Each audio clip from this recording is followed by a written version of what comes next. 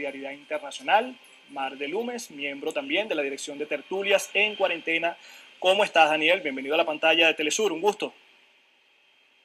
Buen día. Daniel, fíjate, ¿cuáles son los principales retos que tiene por delante Francina Armengol ante el Congreso español? Bien, tenemos que tener en cuenta que, tal y como he señalado, los resultados electorales arrojan un parlamento muy fragmentado. Las negociaciones van a resultar ciertamente complicadas. Si bien este primer paso en la negociación de la formación del gobierno, en el que se ha podido forjar una mesa progresista, parece que encauza las posibilidades de que Pedro Sánchez vuelva a repetir el gobierno del Estado español, de aquí en adelante, las negociaciones con los partidos nacionalistas, sus socios principales, tendrán que encarar la ruptura que se produjo durante el proceso y también muchas reivindicaciones políticas, económicas y en materia internacional. Sumar y el Partido Socialista parecen tener claro que quieren un gobierno progresista, quieren repetir el gobierno que formaron en los anteriores comicios, pero sus socios no parecen tener tan claro que las cesiones vayan a ser tan débiles como fueron en el anterior gobierno.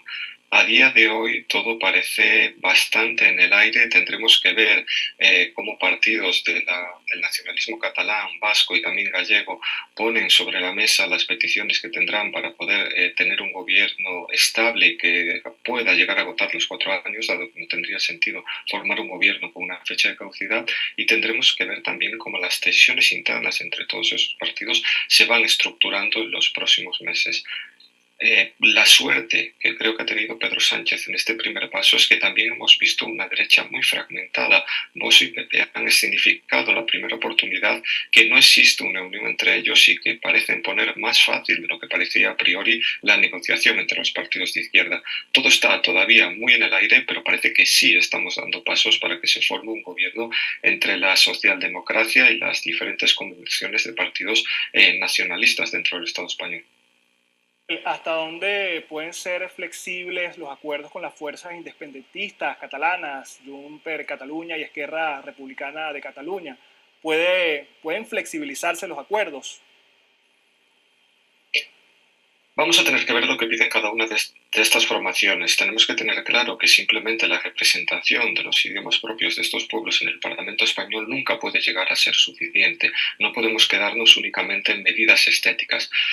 La actuación que ha tenido el gobierno español durante el proceso catalán ha sido del todo antidemocrática. Ha utilizado la represión contra los políticos y contra la propia sociedad catalana, y creo que debería ponerse encima de la mesa que el Estado español al menos reconoce que esa actuación no fue de ningún modo democrática, no actuó de un modo que debería estar a la altura de un Estado en este siglo en el que nos encontramos, y no sé si pedir perdón, pero por lo menos sí tomar medidas para solucionar todo el daño causado a la sociedad catalana. Además de esto, tenemos que tener claro que nada ayudaría al pueblo catalán ni tampoco al pueblo, al resto de los pueblos del Estado español, llegar a un acuerdo sobre modelos o políticas únicamente estéticas. Necesitamos que la clase trabajadora del Estado y de los diferentes pueblos que la componen tengan medidas de protección social efectivas. No podríamos apoyar desde la izquierda un gobierno en el que la burguesía catalana y la burguesía española se pusieran de acuerdo únicamente para llevar a cabo un gobierno con reformas estéticas, pero que siguiera cargando el peso de la crisis en la que nos encontramos sobre los pueblos trabajadores. Tendremos que ver en qué medida las negociaciones entre el pueblo catalán, sus fuerzas políticas, pero también las vascas y gallegas, caminan sobre esta senda de solucionar la crisis, dando más representatividad a las peticiones de la clase trabajadora, o si simplemente nos quedamos en otro gobierno de reformas estéticas, pero que siga manteniendo vigente la ley Mordaza, las reformas laborales totalmente lesivas para la clase trabajadora española y una política internacional que está dando la espalda a las revoluciones que estamos viendo en el sur global. Creo que de cara a formar un nuevo gobierno, estas formaciones nacionalistas, estas formaciones, especialmente las que se dicen de izquierda, tendrían que ser mucho más ambiciosas y pedir al menos un cambio de cara total del Estado español. Es hora de encarar un rupturismo con ese régimen heredado de la transición. A partir de ahí sí se podría negociar un gobierno no solo para la próxima legislatura, sino que abriera una nueva puerta política en la que los diferentes pueblos se respetasen y se miraran de tú a tú en las negociaciones. Creo que sería importante ser ambiciosos en este plan. Daniel, ahora que hablas de la fuerza o de la clase trabajadora y también de la crisis en general, ¿qué le espera a los españoles de a pie frente a los grandes retos que enfrenta este país? Por ejemplo, hablamos del desempleo, también de altos alquileres y los propios efectos del conflicto en Ucrania. Bien, creo que tenemos que tener claro que las políticas económicas del llamado gobierno progresista español que hemos sufrido durante estos últimos 4 años no han sido muy distintas de la que podría tomar un partido de derechas.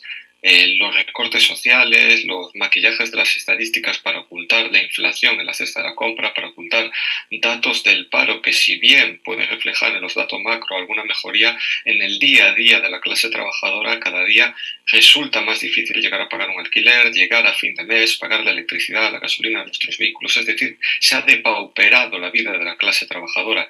Esto tiene mucho que ver, tal y como ha señalado, con la política internacional que ha seguido el Estado español. Cuando únicamente vemos un seguidismo de las políticas de Washington, que parece un suicidio político para Europa y para el propio Estado español, no podemos esperar que se produzcan grandes cambios tampoco en materia económica.